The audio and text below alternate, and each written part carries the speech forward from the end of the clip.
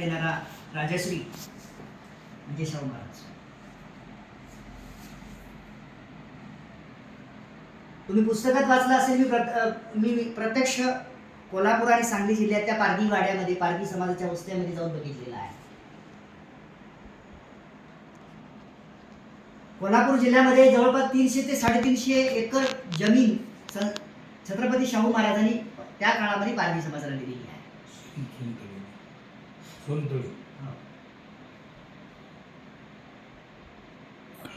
आजही प्रत्येक पारध्यांच्या घरामध्ये सोने चांदीची देव आहे. त्या सोने चांदीच्या देवाच्या पाठीमागे छत्रपती शाहू महाराजांची स्वाक्षरी आहे. ती भेट म्हणून छत्रपती शाहू महाराजांनी पारधी समाजाला दिली आहे.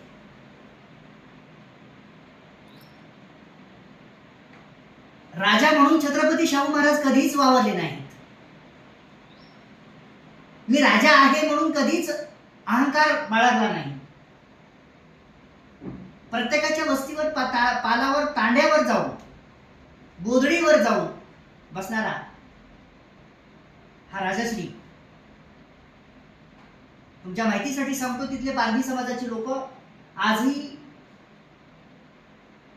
शाहू महाराजांना असं एक जन्मदाता किंवा एक आमचं दैवत आहे असं समजतात.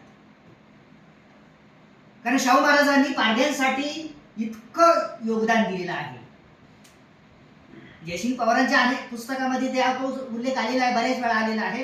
परंतु प्रत्यक्ष ज्यावेळेस मी पारधी समाजाच्या वस्ती तांड्यावर, सांगली असेल, सातारा असेल, कोल्हापूर असेल, या त्यांच्या संस्थानात जेवढेही पारधी वाडे आहेत, पारधी वस्ती आहेत, तिथे जाऊन बघितलेलं आहे. त्यांच्या तोंडून ऐकलेलं आहे की महाराजाबद्दल आजही लंगोटीधारी पारधी जवळपास 80, 70, 80, 90 वर्षापूर्वीचे पारधी आजही कठारे संस्कृत पारधी आहे. त्यांनी शाहू महाराजांना प्रत्यक्ष बघितलेलं आहे. शाहू महाराजांनी आरक्षण दिलं नसतं, त्या काळामध्ये आरक्षणाची तरतूदच केली नसती. आरक्षण प्रत्येक जाती समूहाला, प्रत्येक जाती समूहाच्या शाळा, वसतिगृह, प्रत्येकाला न्याय मिळावा. माणूस म्हणून वंचित पीडित माणसाला न्याय मिळावा. त्यांनी माणूस म्हणून जगावं, त्यांनी माणसात यावं म्हणून शाहू महाराजांनी शाळा काढल्या, वसतिगृह काढली. एक उदाहरण खूप सुंदर आहे शाहू महाराजांचं आरक्षणाच्या बाबतीतलं. मोजक्या शब्दामध्ये कटारे सरांनी सांगितलं ते, परंतु मी ते सांगतो तुम्हाला. काही व्यक्ती शाहू महाराजांकडे गेल्या आणि त्यांनी सांगितलं, तुम्ही शाहू महाराजांना म्हणाले की तुम्ही या दीनदलित दुबळ्या लोकांसाठी, दलितांसाठी आरक्षण देताय, आरक्षण ठेवताय, प्रत्येकांच्यासाठी वेगवेगळ्या वसतिगृह हे ते काढत आहात, हे कशासाठी? शाहू महाराजांनी त्याच्या पाठीवर, त्याच्या खांद्यावर हात ठेवला आणि चढलं. फिरत फिरत फिरत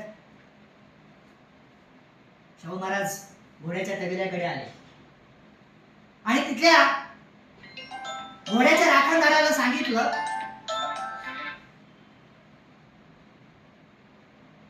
समोर त्या हौदामध्ये चणे टाकायला लावले आणि पहिल्यांदा जे अशक्त घोडे होते त्या अशक्त घोड्यांना ते चणे खाण्यासाठी सोडलं गेलं. एक उदाहरण दिलं त्या माणसाला, ज्यांनी विचारलं, शाहू महाराजांनी विचारलं की हे कशासाठी, कुणासाठी? अशक्त घोडे, लंगडत खुळत, ज्यांचं वय झालेलं होतं, ते तिथपर्यंत पोहोचू शकले नाहीत. त्यानंतर शाहू महाराजांनी त्या घोड्याच्या राखणदाराला सांगितलं, आता जे सशक्त आहेत, मजबूत घोडे आहेत, त्यांना सोड. ते सशक्त घोडे, मजबूत घोडे, त्या अशक्त घोड्याला बाजूला ठेवून, त्यांना बाजूला ठेवून धावत पळत चणे खाण्यासाठी गेले आणि त्यांनी भराभरा ते सगळे चणे खाऊन टाकले. शाहू महाराजांनी त्या प्रश्न विचारणाऱ्या व्यक्तीला विचारलं, काय ह्याच्यातून काय तुम्हाला कळलं? सांगायचं तात्पर्य एवढंच आहे की जे शोषित आहेत, जे वंचित आहेत, त्या सगळ्यांचं या सशक्त घोडे, ही सशक्त व्यवस्था, ही मनुव्यवस्था, ही ब्राह्मणी व्यवस्था सगळं शोषून घेत आहे, हे सगळं तेच खात आहेत. आणि जे अशक्त आहेत, जे गरीब आहेत, वंचित आहेत, ते जिथल्या तिथं राहत आहेत. म्हणून शाहू महाराजांनी पहिल्यांदा आपल्या संस्थानामध्ये देशातल्या वंचित, दलित, आदिवासी, भटक्या विमुक्त, गोर गरीब माणसांच्यासाठी पहिल्यांदा आरक्षण तिथं ठेवलं. वसतिगृह काढली, शाळा काढल्या. असा राजा त्यानंतर होऊ शकला नाही. अशा राजांचं कौतुक आजही आपणच नव्हे, सुटापोटातले आपणच नव्हे, तर त्या संस्थानामध्ये जे जे लोक आहेत, गोरगरीब लोक आहेत, आजही त्या कौतुकाने छत्रपती शाहू महाराजांचा गौरवानं नाव घेतात. छत्रपती शाहू महाराजांनी जे आरक्षणाची मुहूर्त रोवली, त्याचं लिखित स्वरूपामध्ये विश्वरत्न डॉक्टर बाबासाहेब आंबेडकरांनी संविधानामध्ये त्याची तरतूद केली. शाहू महाराजांनी जी तरतूद केली ते लिखित स्वरूपामध्ये शाहू बाबासाहेबांनी घटनेमध्ये तरतूद करून आपल्या सर्वांना एसटी साठी 7% आरक्षण, एससी साठी 13% आरक्षण बाबासाहेबांनी घटनेमध्ये तरतूद केली. आज त्या आरक्षणासाठी एका विशिष्ट वर्गानेच आमचं आरक्षण खाल्लं म्हणून काही लोक आज काही लोकांचं ऐकून विशिष्ट लोकांनी, बौद्धांनीच, महाराजांनीच आमचं आरक्षण खाल्लं, आमचं आरक्षण संपवलं, आम्हाला काहीच मिळत नाही, अशा पद्धतीची जी वावडी उठवली जात आहे, त्या लोकांच्या मेंदूची कीव वाटते. कारण मला एक प्रकर्षाने इथं जाणवतं. मला जसं कळतं, आज जवळपास 30 ते 40 वर्षापासून चळवळीचं मी काम करतो. लहान वयापासून चळवळीचं मी काम करतो. मला जसं जसं समजतं, जसं जसं मला कळतं, तसं तसं मी बघितलेलं आहे, अनुभवलेलं आहे. महाराष्ट्रात कुणावरही अन्याय अत्याचार झाला की पहिल्यांदा चळवळ करणारा, आंदोलन करणारा, उपोषण करणारा देशातला एकमेव समाज म्हणजे फक्त बौद्ध समाज आहे. ही मी अनुभवलेला आहे, मी बघितलेला आहे. तिथं जातीच्या पलीकडे जाऊन, धर्माच्या पलीकडे जाऊन, तो मांगाचा आहे, तो चांबाराचा आहे, तो पारड्याचा आहे, तो भटक्यांचा आहे, असं कधीच न म्हणता, असा भेदभाव न करता महाराष्ट्रातल्या बौद्ध मंडळींनी प्रचंड प्रमाणामध्ये आंदोलने केली आणि न्याय मिळवून देण्याचं काम केलं. प्रत्येकाला न्याय मिळाला पाहिजे, आरक्षणाचा लाभ प्रत्येकाला मिळाला पाहिजे. मलाच मिळालं पाहिजे असं नाहीये. जाता जाता एक सांगतो, बौद्धांची प्रगती कशी झाली? आरक्षणामुळे अजिबात झाली नाही, माझं मत आहे. बाबासाहेबांनी शिक्षणाचा अधिकार दिला म्हणून शिकले, म्हणून पुढे गेले. बाबासाहेबांनी आरक्षण ही गोष्ट नंतरची आहे. पहिल्यांदा शिकले, अथक परिश्रम घेऊन, संकट झेलून,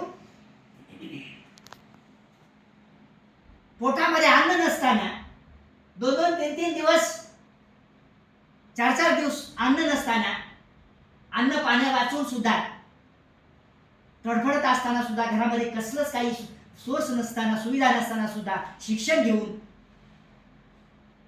आज बौद्ध समाज पुढे गेलेला आहे. हे अनुभव घेतलेले आहेत मी. डॉक्टर हर्षदीप कांबळे सरांचा अनुभव तुम्हाला सांगतो, त्यांच्याबद्दल सांगतो. त्या माणसाची परिस्थिती, त्यांची भंडारा जिल्ह्यातलं त्यांचं गाव, तिथं प्रत्यक्ष जाऊन मी बघितलं. अक्षरशः त्यांच्या IAS कसे झाले, त्यांचं शिक्षण कसं झालं, ती सगळी स्टोरी मला माहिती आहे. म्हणजे सांगायचे तात्पर्य काय, की आरक्षणामुळे आमच्यात बदल झाला नाही, तर शिक्षणामुळे बदल झाला. आम्ही शिकलो नाही म्हणून आम्ही आज मांगवाड्यातच राहिलो, आम्ही पारधी वाड्यातच राहिलो, आम्ही आगंतरी वाड्यातच राहिलो. आणि जे शिकले, शाहू महाराजांच्या भाषेमध्ये जे शिकले ते सशक्त घोडे पुढे गेले. आरक्षणामुळे नाही, आरक्षण हे अपवाद आहे, शिक्षण हे महत्वाचं आहे. शिक्षणामुळे ते पुढे गेले. हे जोपर्यंत या लोकांना कळणार नाही तोपर्यंत हे कुणाचं तरी ऐकणार आणि असंच बोंबा मारणार. याच्याकडे आपण सगळ्यांनी दुर्लक्ष करावं. कारण चळवळ कुणाच्या वाचून थांबत नाही. विचार कोणाच्या वाचून थांबत नाही. बाबासाहेबांची मुवमेंट ही खूप कष्टानं आजही नेटानं आपणच नेटानं पूर्ण करत आहोत. कारण अशी काही प्रकरणं मी बघितलेली आहेत महाराष्ट्रभर गेल्या 30-40 वर्षामध्ये अशी बघितलेली आहेत. मांगावर अन्याय झाला तरी बौद्धच उठतो, पारद्यावर अन्याय झाला तरी बौद्धच उठतो, चांभारावर अन्याय झाला तरी बौद्धच उठतो आणि संघर्ष करतो. हे सगळं असताना सुद्धा, हे सगळं दिसत असताना सुद्धा काही मंडळी स्वार्थापोटी आंबेडकरी समाजाला टार्गेट करण्याचा प्रयत्न करत आहे, बौद्ध समाजाला टार्गेट करण्याचा प्रयत्न करत आहे. हे सगळं चुकीचं आहे हे आपल्याला माहिती आहे. कारण शिक्षण ज्यांनी घेतलं ते परिवर्तनाकडे गेले, ज्यांनी शिक्षण घेतलं नाही, ज्यांनी आपल्या खांद्यातल्या हलग्या सोडल्या नाहीत, पारद्यांनी आपला पार सोडला नाही, पारद्याने आपली शिकार सोडली नाही म्हणून पारधी हागंदरीत राहिला, मांगाने आपलं अस्तित्व सोडलं नाही, आपलं पोत्राचकी सोडली नाही म्हणून तिथंच राहिले. दुसऱ्याला नाव ठेवले काय अर्थ आहे? दुसऱ्याला नाव ठेवायची काही गरजच नाही. आपण कुठे आहोत जोपर्यंत आम्ही आरशात बघणार नाही तोपर्यंत आपली प्रगती होणार नाही. मी जास्त बोलत नाही. शाहू महाराजांचं कार्य अथांग आहे, बाबासाहेबांचं कार्य खूप मोठं आहे. या अर्ध्या तासात, 1 तासात किंवा 5 मिनिटात हे कार्य मी सांगू शकत नाही. मी आदरणीय कटारे सरांचा आभार मानतो की त्यांनी एक वैचारिक कार्यशाळेमध्ये मला उद्घाटक म्हणून बोलावलं, माझे 4 शब्द ऐकून घेतले. आताच मला सर आताच मला म्हणाले की 10-15 वर्ष झालं कुठे होते? सर तुमच्या प्रश्नाचं उत्तर 2 मिनिटात सांगतो. सगळी सोंग करता येतात पण पैशाचं सोंग करता येत नाही. चळवळ इतकी केली याच्यासाठी तुम्हाला माझं पारध्याने बुद्ध चोरला पुस्तक वाचावं लागेल. ते दुसरं माझं आत्मकथन तुम्हाला वाचावं लागेल. इतकं काम केलं. 42 वर्ष सतत चळवळीचं काम सर मी केलेलं आहे. तुम्हाला दिसलं नसेल परंतु अनेक दीक्षास्थळे, पारधी समाजाच्या अनेक दीक्षास्थळे मराठवाड्यामध्ये घेण्याचं काम मीच केलेलं आहे. सोलापूर जिल्ह्यामध्ये अनेक आंदोलन पारधी समाजाचे मी केलेले आहे. आजही वाटतंय थकलो नाही, सशक्त घोडा आहे, थकलो नाही. आजही माझी तयारी आहे, आजही माझी तयारी आहे. लोक मला कोणत्या चष्म्यातून बघतात? मधल्या काळामध्ये तुमचं बरोबर आहे, मधल्या काळामध्ये खूप मोठा गॅप पडला, खूप मोठा. 4-5 वर्षात खूप मोठा गॅप पडला, तुमचं बरोबर आहे. इथं सुद्धा औरंगाबादमध्ये बऱ्याचशा लोकांनी बघितलेलं आहे, तिथं मोठे मोठे कार्यक्रम मीच घेतलेले. तापडियामध्ये बघितले तुम्ही, संत एकनाथमध्ये बघितलेले. इजेड गोगराकडे सरास जवळपास 17-18 IAS ऑफिसर मी इथं आणले होते.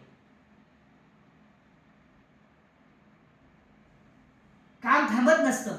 काही गोष्टी मुळे, परिस्थितीमुळं थोडंफार मागे आलो होतो. आता पुन्हा औरंगाबादमध्येच आहे. तुम्ही सगळ्यांनी साथ दिली, सहकार्य केलं तर चळवळ माझ्या रक्तामध्ये चळवळ आहे.